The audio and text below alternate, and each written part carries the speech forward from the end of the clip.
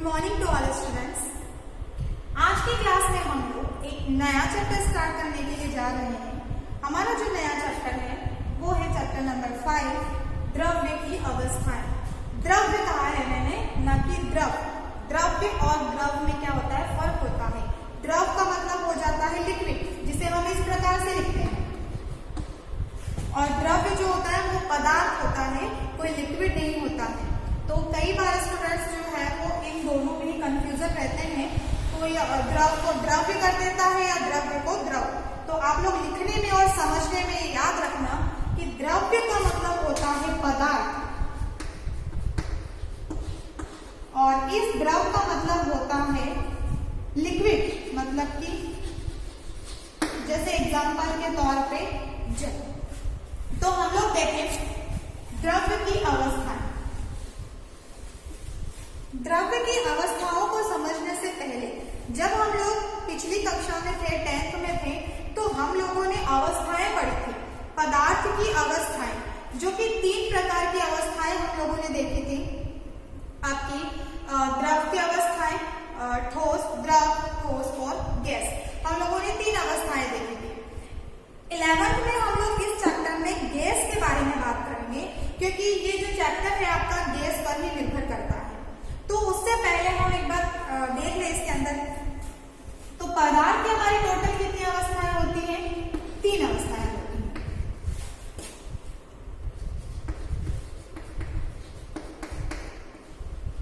तीन अवस्थाएं कौन सी होती है? ठोस, द्रव और गैस होती है। ठीक है, ये बात हमको बहुत अच्छे से पता है। मान लो हमारे पास एक एग्जाम्पल है जल। क्या है? जल।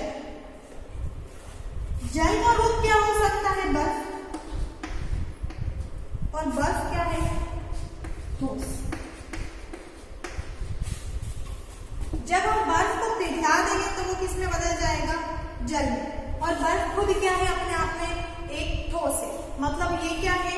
किसी भी पदार्थ की भौतिक अवस्था है जो हमें सामने दिखाई दे रही है। एक जल है, बर्फ किस रूप में पाया जाता है? ठोस में। जब बर्फ पिघल जाएगा तो किस रूप में मिलेगा हमको? जल में। मतलब कि द्रव, ठोस और गैस 3 चीज होती है। जब हम जल को गर्म करेंगे तो वो वाष्प के रूप में हमें परिवर्तित होता हुआ नजर आता है। तो देखो, द्रव अवस्था में अगर हम बात करें,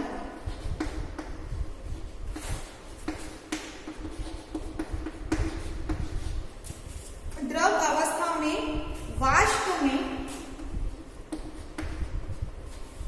द्रव अवस्था में, वाष्प में, गैसीय अवस्था में,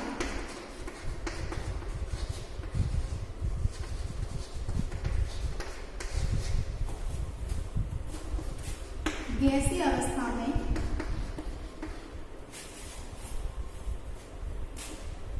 रहता है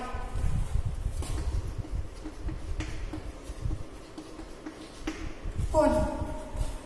बर्फ, मतलब कि ठोस। ठीक है, द्रव अवस्था में अगर हम निकालेंगे तो ये वाष्प में बदल जाएगा। मतलब कि द्रव अवस्था में जब हम बर्फ को पिघलाएंगे तो ये वाष्प के रूप में हमको दिखाई देगा, और वही वाष्प हमें किस रूप में दिखाई देगी? गैसीय रूप में। वही वाष्प हमें किस रूप में दिखाई दे रही है? गैसीय रूप में दिखाई दे रही है। हमारे पास क्या है? बर्फ है।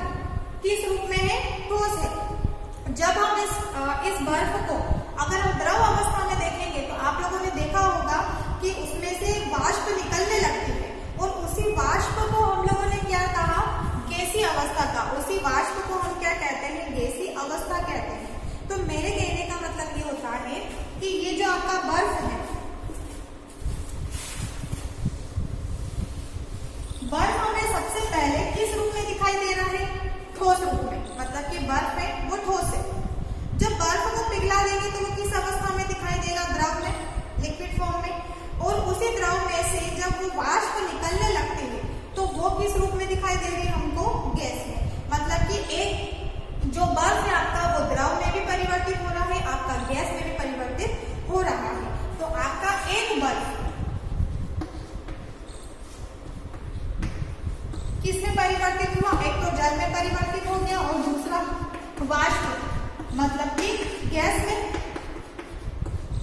जब एक बर्फ जल में मतलब द्रव अवस्था और वाष्प मतलब कि गैसीय अवस्था में परिवर्तित होता है। तो भौतिक गुण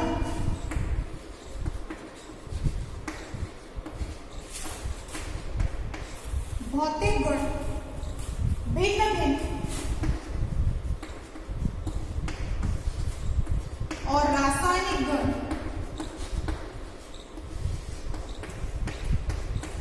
भौतिक गुण कैसे होंगे? भिन्न भिन्न और रासायनिक गुण कैसे होंगे? अलग अलग, लेकिन उनका रासायनिक संघटन क्या होगा? एक, और वो क्या है आपका H2O।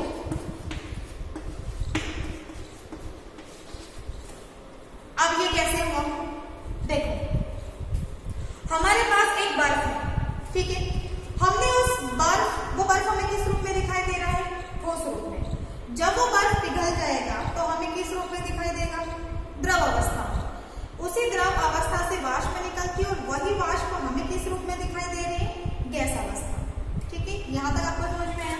आगे देखो, एक बर्फ द्रव में भी बदला, गैस में भी बदला, है ना, वाष्प में भी बदला, जल में भी बदला। ठीक है, तो उनके भौतिक गुण तो अलग अलग हो गए, क्योंकि द्रव का अलग होगा भौतिक गुण, ठोस का अलग होगा, वाष्प का अलग होगा, गैस का अलग होगा। वो दोनों एक ही बात है, वाष्प का मतलब गैस, जल का मतलब द्रव अवस्था। तो ये बर्फ जो है वो तीनों ही रूप में इनके भौतिक गुण क्या होंगे? अलग अलग, लेकिन इनका जो रासायनिक संगठन है, मतलब इनका तीनों का अगर रासायनिक संगठन देखें तो क्या होगा? H2O। मतलब यही H2O, यही पानी किस रूप में परिवर्तित हो गया? बर्फ में। यही पानी किस रूप में परिवर्तित हो गया? गैस में। और यही पानी वापस से किस रूप में परिवर्तित हो गया? वापस से द्रव में। मतलब कि एक चीज, मतलब कि एक बर्फ जो है वो तीन प्रकार की अवस्थाओं को दर्शाएगा, लेकिन उनका भौतिक गुण अलग अलग, लेकिन उनका रासायनिक संगठन एक ही होगा।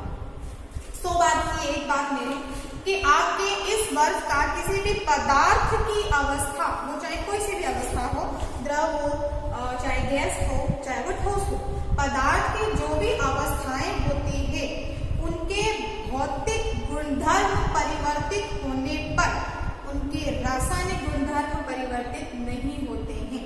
ये जरूरी नहीं है कि अगर किसी भी पदार्थ के मान लो रासायनिक गुणधर्म परिवर्तित हो रहे हैं, मान लो रासायनिक तौर से कुछ चेंजेस आ रहा है, तो इसका मतलब ये नहीं है कि उनके भौतिक गुण भी परिवर्तित होंगे। दोनों में से कोई एक ही परिवर्तित होता है। तो भौतिक गुण रासायनिक गुण पर निर्भर नहीं करते, बल्कि रासायनिक अभिक्रिया की दर पर निर्भर करते हैं।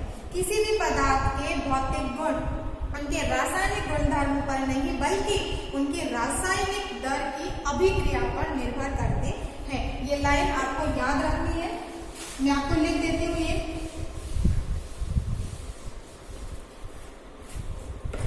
किसी भी पदार्थ के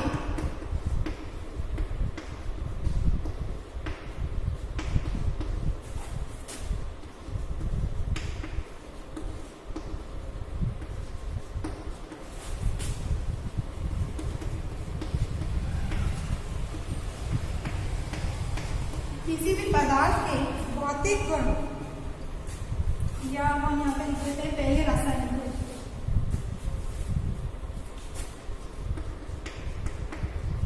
किसी भी पदार्थ के रासायनिक गुणधर्म उसके भौतिक गुणधर्म या उसकी भौतिक अवस्था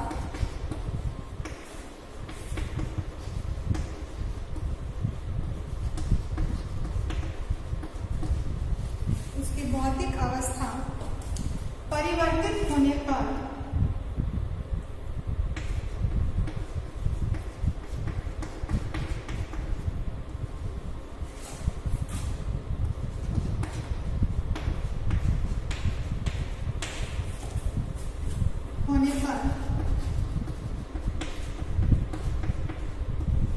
परिवर्तित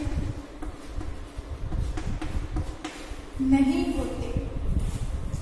रासायनिक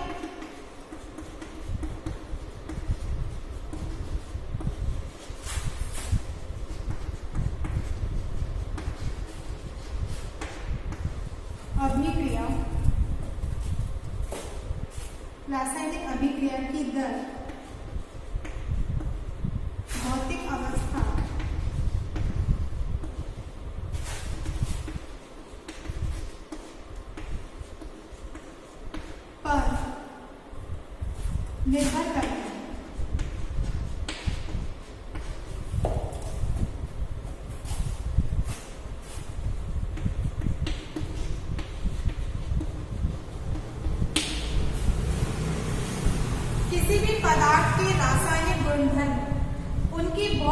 उसकी भौतिक अवस्था अगर परिवर्तित हो गई तो वो पदार्थ परिवर्तित नहीं होते हैं।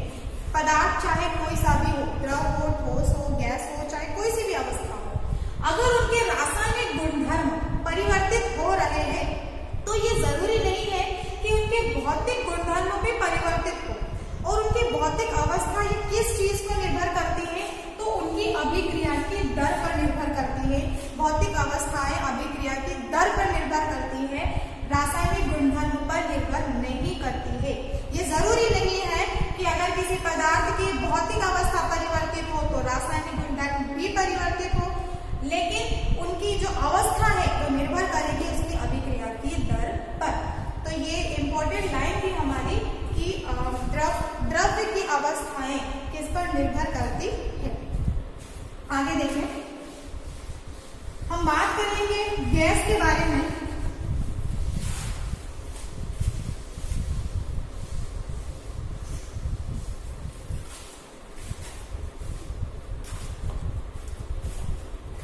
गैस एक जैसे कि हमें पता है कि हमारा जो जीवन है वो वायु के महासागर में बिता हुआ है। वायु के महासागर का मतलब क्या हो गया है, यहाँ पर हम बात कर रहे हैं गैसीय अवस्था की।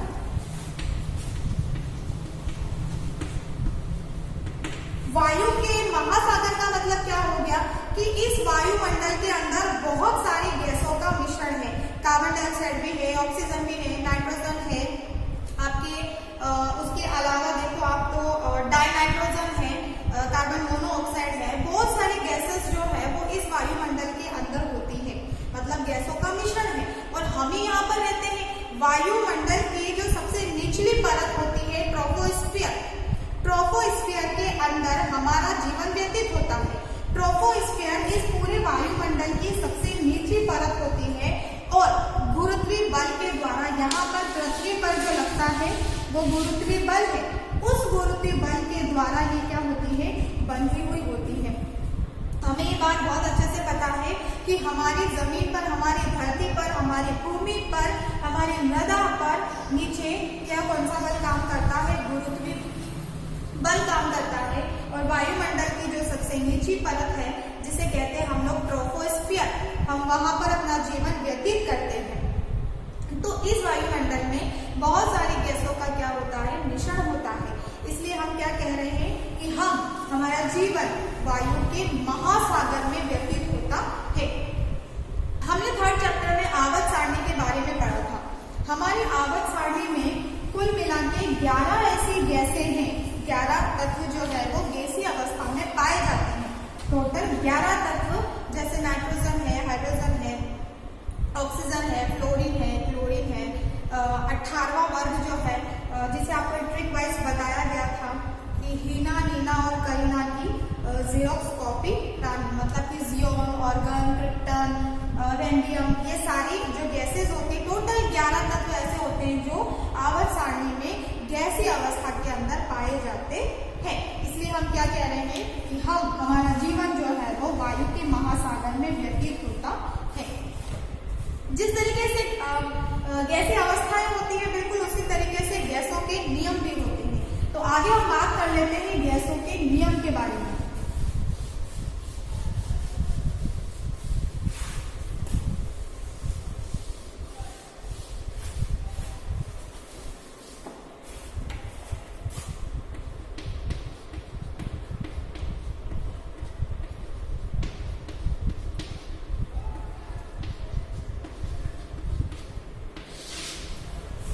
गैसों के कुछ नियम दिए गए हैं, जैसे कि बॉयल का नियम है, चार्ल्स का नियम है, आवोगैड्रो का नियम है।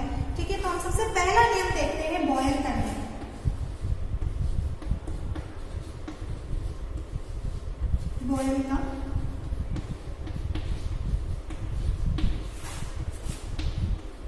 बॉयल का नियम क्या कहता है कि स्थिर ताप पर किसी गैस की निश्चित मात्रा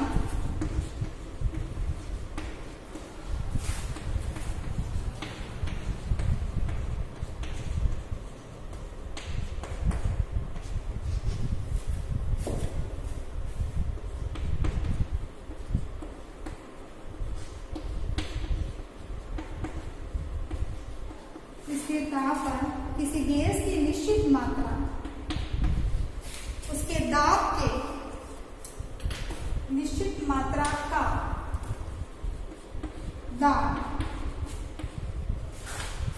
उसकी आयतन के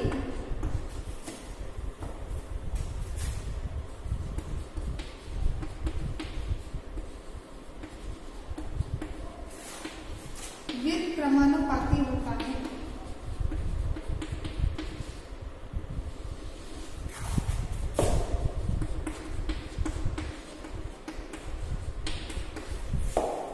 मतलब यहाँ पर स्थिर किसको रखा गया है?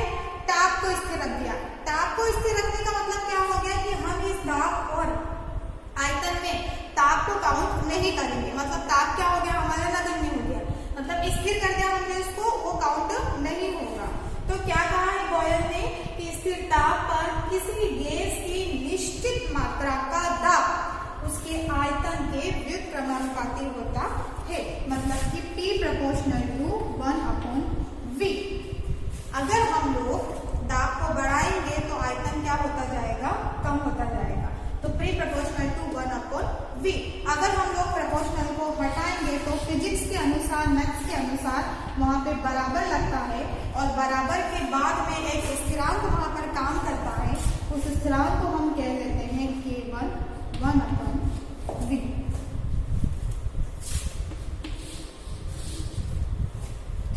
P प्रोपोर्शनल टू 1/V मतलब कि ताप को अगर हम स्थिर रखेंगे तो किसी गैस की निश्चित मात्रा का दाब, किसी गैस की निश्चित मात्रा का दाब उसके आयतन के व्युत्क्रमानुपाती होता है। जब हमने व्युत्क्रमानुपाती को हटाया तो बराबर लगा। जब बराबर लगाएंगे तो एक स्थिरांक काम करेगा और वो स्थिरांक कौन सा है? हमारा K1। तो P = K1 1/V। अब हम इसको और किस तरीके से लिख सकते हैं कि अगर मैं ऐसे लिखूं कि P1 = K, PV = K1। अब अगर मैं मान लूं कि स्थिर ताप पर किसी गैस की निश्चित मात्रा का दाब P1 और P2 है और उसका आयतन V1/V2 है, तो बॉयल के नियमानुसार क्या होगा? देखो,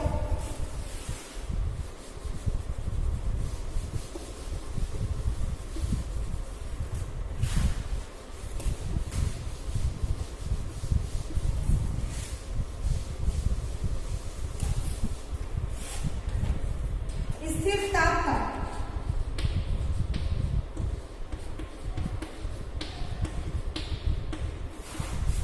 किसी गैस की निश्चित मात्रा का दाब P1 और P2 है और आयतन V1 और V2 है, तो बॉयल के नियमानुसार क्या होगा?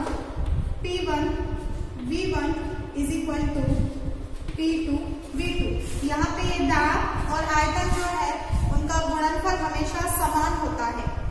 दाब और आयतन का गुणनफल क्या होगा? हमेशा समान होगा। ये बात आपको याद रखनी है। तो P1/P2 = V1/V2। P1 dot V1 = P2 dot V2। अगर आप न्यूमेरिकल्स को सॉल्व करेंगे तो आपको ये वाला फॉर्मूला लगाना पड़ेगा। ठीक है, कभी कभी ये वाला भी लगता है, वो भी लगता है, ये भी लगता है। ठीक है, तो ये जो था हमारा ये बॉयल का नियम था। आगे कल की क्लास में हम लोग चार्ल्स का नियम और अवोगाड्रो का नियम भी पढ़ेंगे। साथ ही इनके कुछ ग्राफ है वो भी हम एक साथ एक ही टेबल में देखेंगे। तो आपके बॉयल का नियम क्या कहा था कि स्थिर ताप पर किसी गैस की निश्चित मात्रा का दाब उसके आयतन के क्या होता है? व्युत्क्रमानुपाती होता है। हमने मान लिया है कि दाब P1 P2 और आयतन V1 V2 है, तो बॉयल के नियमानुसार क्या होगा? P1 V1 = P2 V2 और आगे हम लोगों ने इस तरीके से इसे परिवर्तित करना है।